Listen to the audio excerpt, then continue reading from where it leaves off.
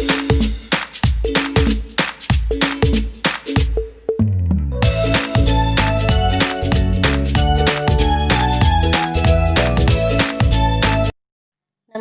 बच्चों, मैं आपके नॉलेज सेंटर चैनल में आपका स्वागत करती हूँ। आज मैं आपको आपकी हिंदी उत्कर्ष पाठमाला का पाठ 11 जैन कथाएँ पढ़ाने जा रही हूँ। पाठ को पढ़ाने से पहले मैं आपसे यह कहना चाहूँगी कि जिन्होंने भी अब तक मेरे चैनल को सब्सक्राइब नहीं किया, प्लीज़ इसे सब्सक्राइब करें, लाइक करें और ज़्यादा से ज़्यादा अपने दोस्तों को शेयर करें। अब मैं पाठ का परिचय पढ़ना शुरू करती हूँ। पंडित विष्णु शर्मा द्वारा रचित पंचतंत्र कहानी विधा की सबसे प्राचीन पुस्तक मानी जाती है। इसमें जानवरों की छोटी छोटी कहानियों के माध्यम से 4 अनपढ़ राजकुमारों को विभिन्न स्थितियों से सामना करने की सीख दी गई है। इनका आकार भले ही लघु हो, लघु का अर्थ होता है छोटा, इनमें जो सीख है वह गहरी है। मूलतः संस्कृत में लिखी गई उन कहानियों जैसे प्रयोग अन्य देशों और भाषाओं में भी हुए हैं। पाठ प्रवेश। संक्षेप में उत्तर लिखना जितना ही कठिन होता है, लघु कथा में पूरी कथा कहना। ऐसा करने के लिए बात को मुख्य बिंदु पर ही केंद्रित करना होता है। यह भी ध्यान रखना होता है कि देखने में छोटी लगे पर घाव करे गंभीर।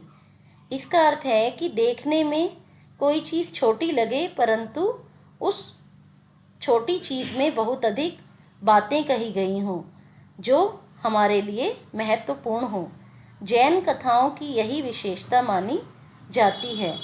ये पंक्तियों की दृष्टि से भले ही कम जगह घेरती हों, इनमें जो कहा गया है वह मन में बहुत गहरे तक उतरता है।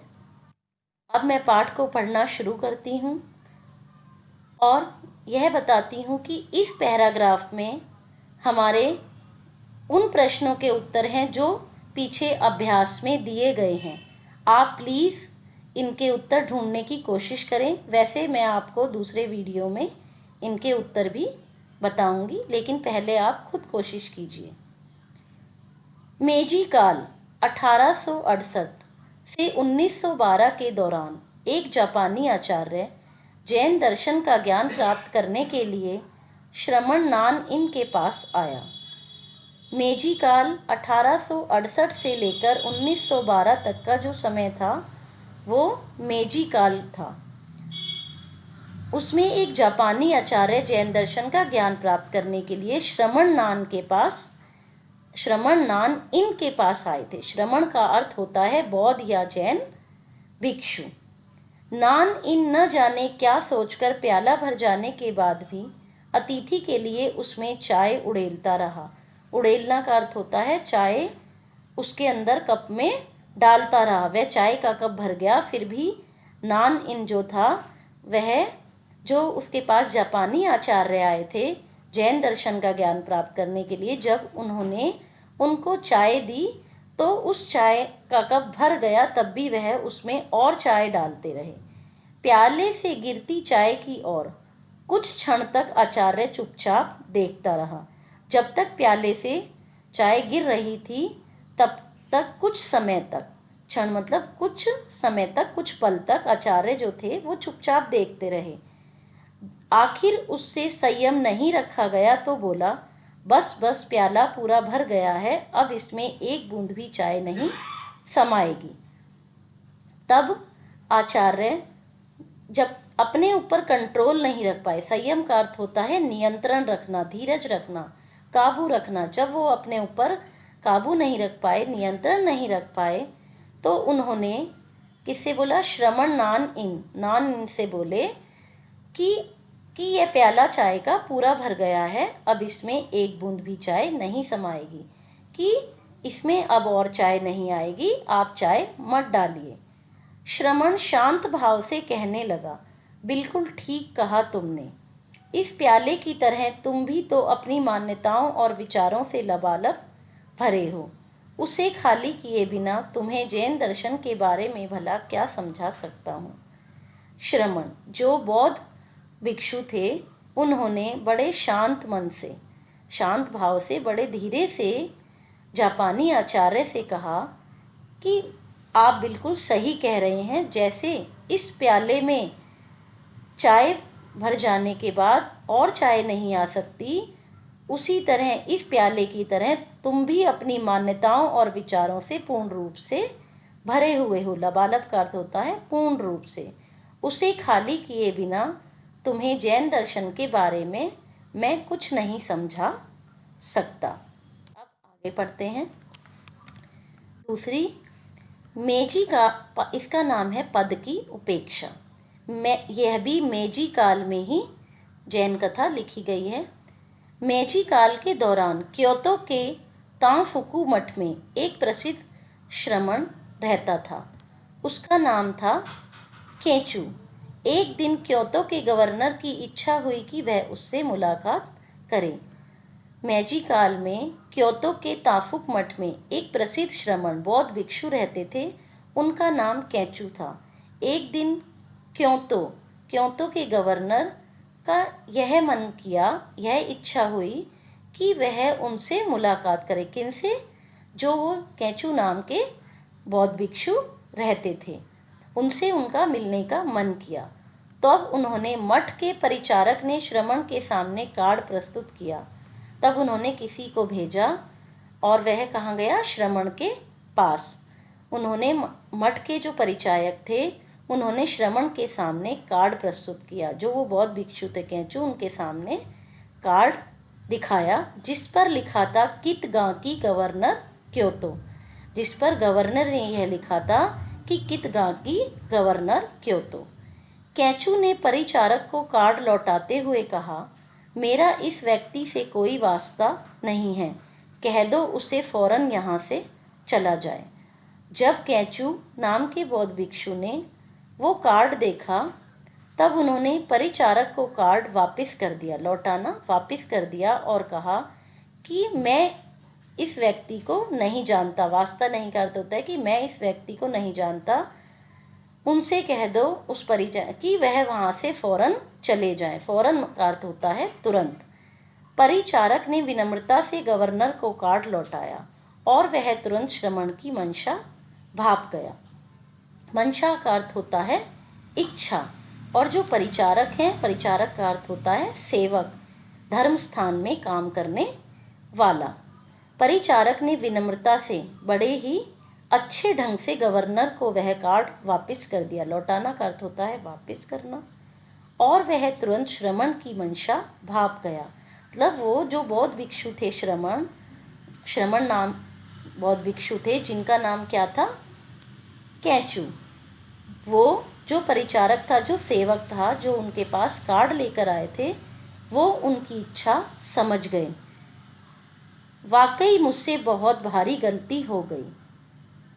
उसने बिना देर किए अपनी गलती सुधार ली। उन्होंने महसूस किया कि उनसे बहुत बड़ी गलती हुई है और बिना देर किए हुए उन्होंने अपनी गलती को सुधार लिया, सही कर लिया।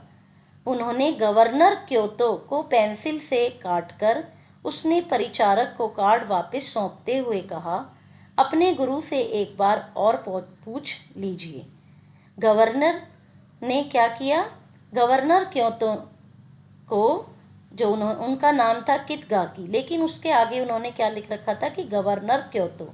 गवर्नर उन्होंने इसलिए लिखा था जिससे गवर्नर का नाम सुनते ही जो केंचू नाम के बौद्ध भिक्षु थे, वो उन्हें गवर्नर का नाम सुनते ही उनसे मिलने के लिए तुरंत तैयार हो जाएं।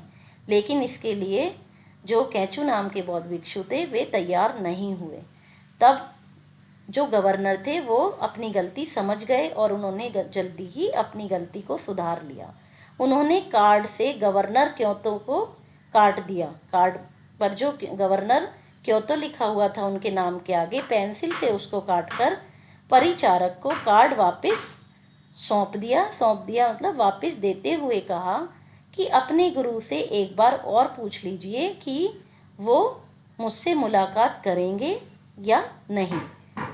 परिचारक फिर से श्रमण के पास पहुंचा। जो परिचारक थे, जो सेवक थे, वो फिर से श्रमण बौद्ध भिक्षु कैंचू के पास पहुंचे। श्रमण ने कार्ड पर नजर डालते ही कहा, ओहो, यह कित गाकी है क्या? मैं जरूर मिलना चाहूंगा उससे। जैसे ही श्रमण ने, जो बौद्ध भिक्षु कैंचू थे, उन्होंने कार्ड पर गवर्नर का नाम उससे जब हट गया और उन्होंने, गवर्नर ने अपना नाम लिखा खाली, और उनका नाम क्या था? कित गाकी। तो उन्होंने, जैसे ही बौद्ध भिक्षु ने कार्ड पर उनका नाम पढ़ा, कित गाकी, तो उन्होंने कहा कि वो कित गाकी हैं, मैं उनसे ज़रूर मिलना चाहूँगा। और वो उनसे मिलने के लिए तैयार हो गए। जो ये अभ्यास में प्रश्न दिए गए हैं हमारे पीछे, उनके आंसर इस पैराग्राफ में हैं, और इस पैराग्राफ में आप स्वयं ढूंढने की कोशिश करें। वैसे मैं आपको अगले वीडियो में प्रश्नों के उत्तर दूंगी, लेकिन फिर भी आप पहले कोशिश करें। अब हम आगे पढ़ते हैं।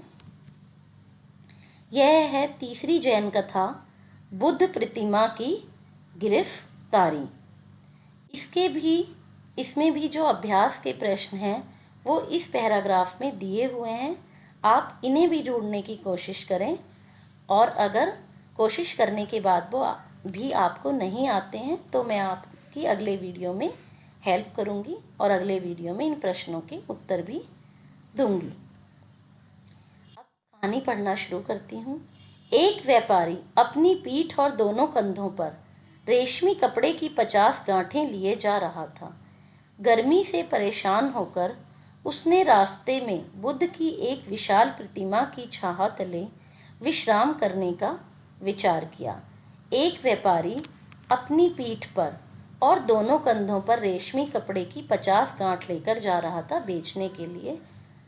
रास्ते में वह गर्मी से परेशान हो गया, और जब उसे रास्ते में एक बुद्ध की विशाल प्रतिमा का अर्थ होता है मूर्ति, जब उसे व्यापारी को बुद्ध की एक बड़ी सी मूर्ति दिखाई दी, तो उसने उसकी छाया में आराम करने का निर्णय लिया। विचार कर होता है निर्णय लिया, सोचा, और वह अपने पास में सारी गांठें रखकर लेट गया।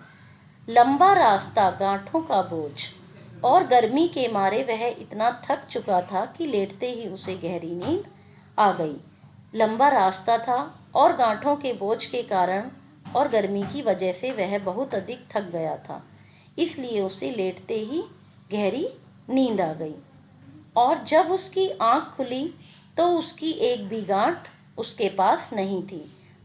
उसकी एक भी गांठ उसे दिखाई नहीं दी। इसका अर्थ है कि उसकी एक भी गांठ उसके पास नहीं थी, उसे किसी ने चुरा लिया था। उसने तत्काल पुलिस को सूचना दी। तत्काल का अर्थ होता है तुरंत ही, बिना देर किए हुए उसने पुलिस को सूचना दे दी।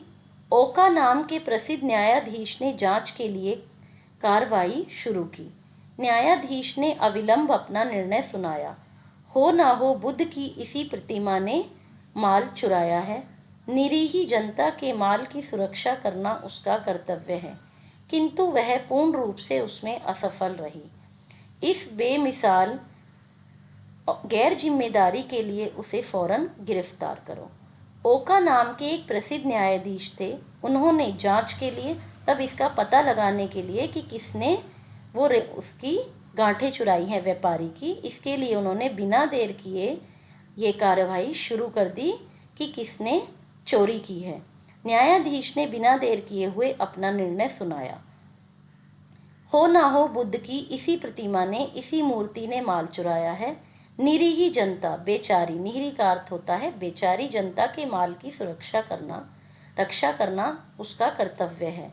कर्तव्य का अर्थ होता है जिम्मेदारी, किंतु वह पूर्ण रूप से उसमें असफल रही। असफल का अर्थ होता है कि वो उसमें सफल नहीं हो पाई। इस बेमिसाल और गैर जिम्मेदारी के लिए उसे फौरन गिरफ्तार करो। उन्होंने बुद्ध की जो मूर्ति थी उसको गिरफ्तार करने का निर्णय सुना दिया, और यह निर्णय इसलिए सुनाया गया जिससे कि सच्चा न्याय हो सके व्यापारी के साथ, और एक जिसने वो कपड़े की गांठें चुराई थी वो अपराधी पकड़ा जा सके। इसलिए उन्होंने बुद्ध की जो प्रतिमा थी, बुद्ध की जो पिक्चर थी, जो उसकी मूर्ति बनी हुई थी, जिसके नीचे व्यापारी ने विश्राम किया था, उसको गिरफ्तार करने का निर्णय सुना दिया। आदेश मिलने की देर थी कि पुलिस ने वह प्रतिमा हिरासत में लेकर न्यायाधीश के सामने पेश की। भगवान बुद्ध की प्रतिमा और उसकी गिरफ्तारी। उत्सुक दर्शकों की भीड़ से कचहरी खचाखच भर गई।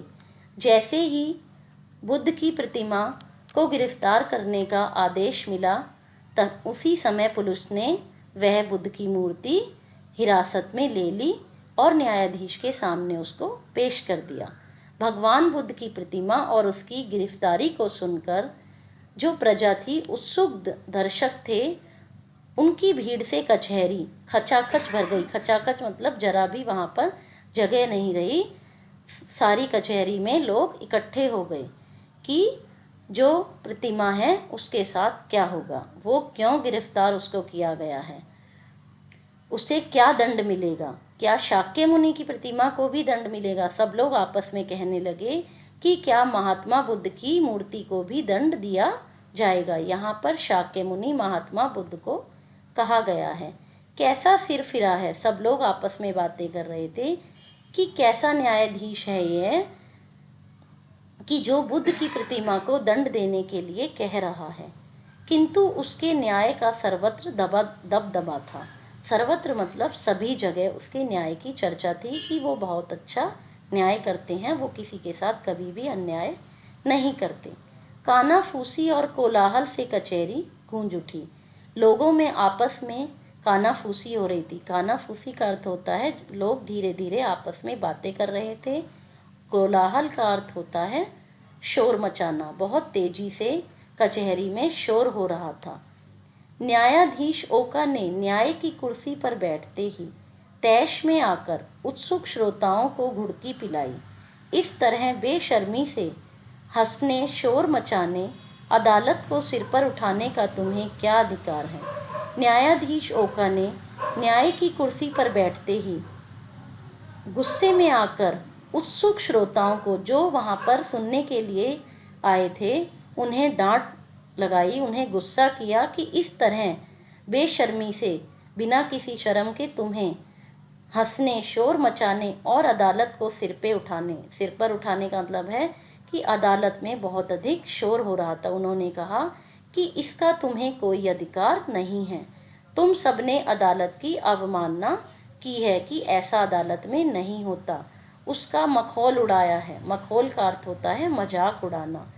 उन्होंने कहा कि इस अपराध के लिए अदालत तुम्हें जुर्माना और कैद की सज़ा देती है।